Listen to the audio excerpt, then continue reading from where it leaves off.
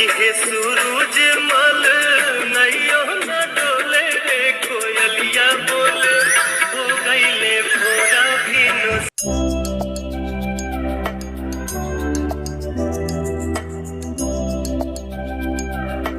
Hello everyone, welcome back. Good morning. सुबह के 3:30 बज रहे हैं और मैं पूजा पाठ की तैयारी कर रही हूँ। जैसा कि आप देख रहे हैं, पिछले व्लॉग में भी आपने देखा होगा कि आजकल मैं आपसे शेयर कर रही हूँ अपनी छठ माता का जो मैं फास्ट की थी उसके व्लॉग्स आपसे शेयर कर रही हूँ।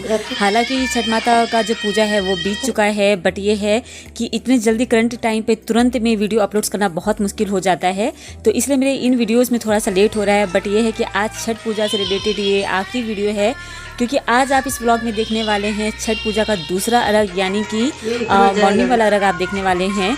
तो बस वही है कि इस टाइम पे भी सारे फल फ्रूट को चेंज किया जाता है। आपने लास्ट व्लॉग में जो देखा था कि इसी तरह से सारे फल फ्रूट्स वगैरह सूप में रखे गए थे और तब उनकी पूजा हुई थी।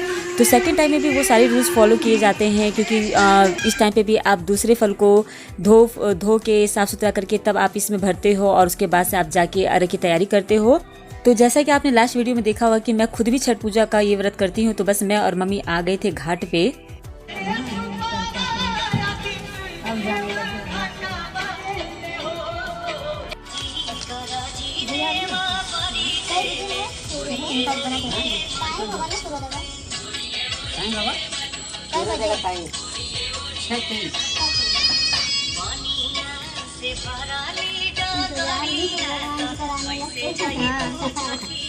आज के दिन और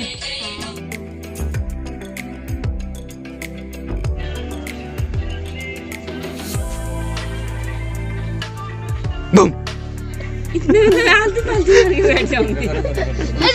दूर से डर लग रहा है इसलिए थोड़ा सा होता है। बम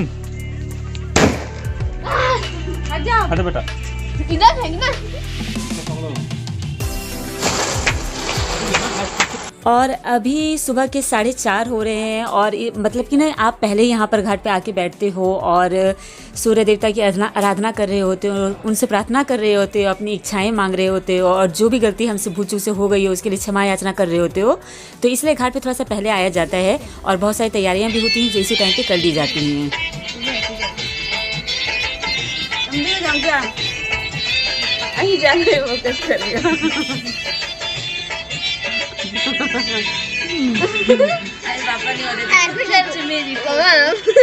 बाबू तक बाबू कितना बड़ा है, देखो खड़ा हो बेटा।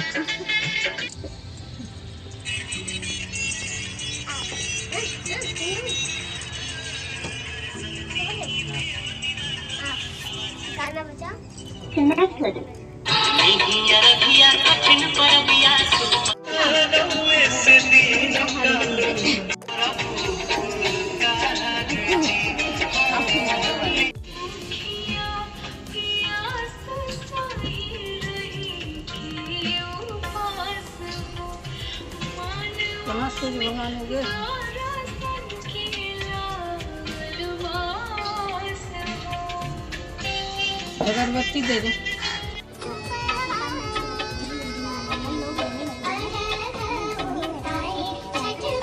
और अब सूर्योदय हो चुके थे, यानी कि हमको सूर्य देवता के दर्शन हो चुके थे। तो बस अब इस टाइम पे अर्घ देने की शुरुआत हो जाती है। इस टाइम पर अर्घ दे के बस यहीं पे आप अपने पूजा का जो कहते हैं ना कि पूरी तरह से मतलब संपूर्ण करते हो अपनी पूजा को। तो एक एक करके जैसा कि आपने लास्ट व्लॉग में देखा था वैसे ही सेम चीज़ है कि सूर्योदय हो चुका है, उसके बाद से एक एक करके सभी लोग अर्घ दे रहे हैं। तो जैसे कि मैंने आपको लास्ट व्लॉग में बताया था, मैं आपको फिर से रिपीट करना चाहूँगी ये बात कि हमारी तरफ तो ये होता है ना कि भाई बहन, आपके बड़े पापा, ताऊ जी, मतलब घर में जितने लोग होते हैं सभी के सभी अर्घ देते हैं और तब इस तरह से आपका पूजा संपूर्ण होता है। तो पूजा पाठ हो जाने के बाद से जो भी बड़े छोटे थे सभी का क्या कहते हैं लेडीज जितनी भी थी, तो बस सबके हमने मांग भरे, जो कि नाक से लेके मांग तक सिंदूर लगाने की एक रस्म होती है, हमने वो पूरा किया। और इसी टाइम पे 5-5 सुहागनों का खोचा भी भरा जाता है, यानी कि 5-5 फल उनके आंचल में दिया जाता है, जिसको कि खोचा भराई की रस्म कहा जाता है।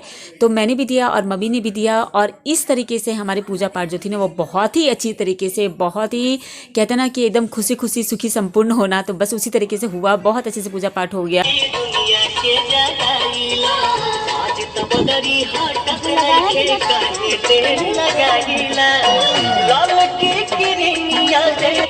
ये ऐसे घुल जाएगी ऐसे। हाँ, ऐसे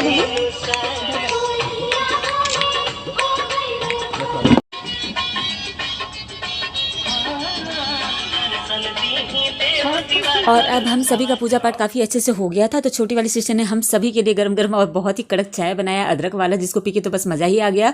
उसके बाद से इसने पकौड़े तले, तो सभी ने पकौड़े खाए, बट मैंने ये सोचा कि मैं बाद में आराम से फुर्सत में खाऊंगी।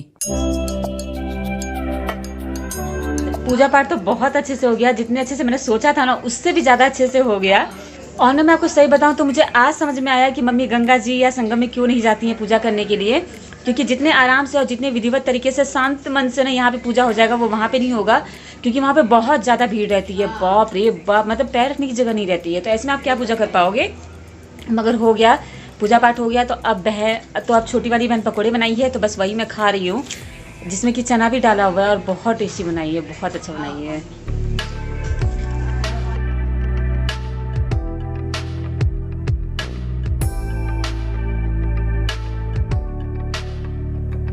और ना पकोड़े खाने के बाद से आ गई थी बॉडी में बहुत सारी एनर्जी, क्योंकि मम्मी ने मुझे दूध में काजू पिस्ता पता नहीं क्या क्या मिक्स करके दे दिया था, तो वो भी एक हो गया था। तो भाई ताकत ही ताकत थी बॉडी में।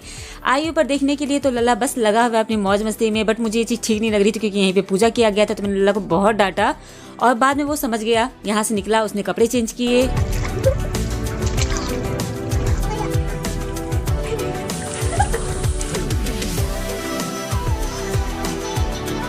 अच्छा, एक बात और, मुझे झूठ बोलना पसंद नहीं है, और झूठ क्यों ही बोलना, जो बात है वो साफ़ सुथरी होनी चाहिए। तो पूजा पाठ में खासकर छठ पूजा में ना ये जो ठेकुआ होता है, जो भी आप बनता हुआ देख रहे हैं, ये बहुत ही चढ़ाना इंपॉर्टेंट होता है। बट ऐसा भी होता है कि कई बार आप नहीं चढ़ा पाते हो किसी रीज़न से, तो आप उसकी जगह पे मिठाई चढ़ा दो। तो वही सेम चीज़ मैंने इस बार किया था। मैं इस बार ठेकुआ नहीं बना पाई थी चढ़ाने के लिए, भोग लगाने के लिए, तो मैंने मिठाई चढ़ा दिया। मम्मी भी हमेशा यही करती हैं, वो मिठाई चढ़ा देती हैं, वो भी ठेकुआ नहीं बना पाती हैं। तो बट ये था कि बाद में सबको प्रसाद में यही चाहिए था, तो भाई मैंने, क्योंकि सब लोग यही बोल रहे थे कि भाई ठेकुआ खाना है, ठेकुआ खाना है, प्रसाद में ठेकुआ होता है, इंपॉर्टेंट होता है, तो आंटी जी आप जरूर दीजिएगा। मुझे भी सब कह रहे थे, तो मैंने मम्मी से कहा कि मम्मी एक काम करते हैं, प्रसाद तो हम दे ही रहे हैं, बट इसको भी साफ़ सुथरा बना लेते हैं और इसको भी हम प्रसाद में ऐड कर देंगे। तो वही मैंने और मम्मी ने किया कि हमने शुद्ध घी में इसको बनाया, जो छठ पूजा का मेन प्रसाद होता है, मुख्य प्रसाद होता है ये ठेकुआ, इसको बनाया। और अब जो प्रसाद, मिठाई, सिंदूर, बिंदी, फल फ्रूट, जो भी आपके पास चीज़ें जो आपने चढ़ाया है, बस अब उसको मैं एक जगह पे डालती जा रही हूँ अलग अलग पैकेट में, और फिर जाके भाई सबको दे आएगा। प्रसाद है भाई, थोड़ा थोड़ा ही, बट सबको मिलना ज़रूरी है। तो ये था मेरे छठ पूजा से रिलेटेड वीडियो जो मैंने आपसे शेयर किया। मैं उम्मीद करती हूँ कि आपको ये सारे व्लॉग्स बहुत पसंद आ रहे होंगे। तब तक के लिए बाय बाय, टिकट जल्दी आती हूँ न्यू व्लॉग के साथ।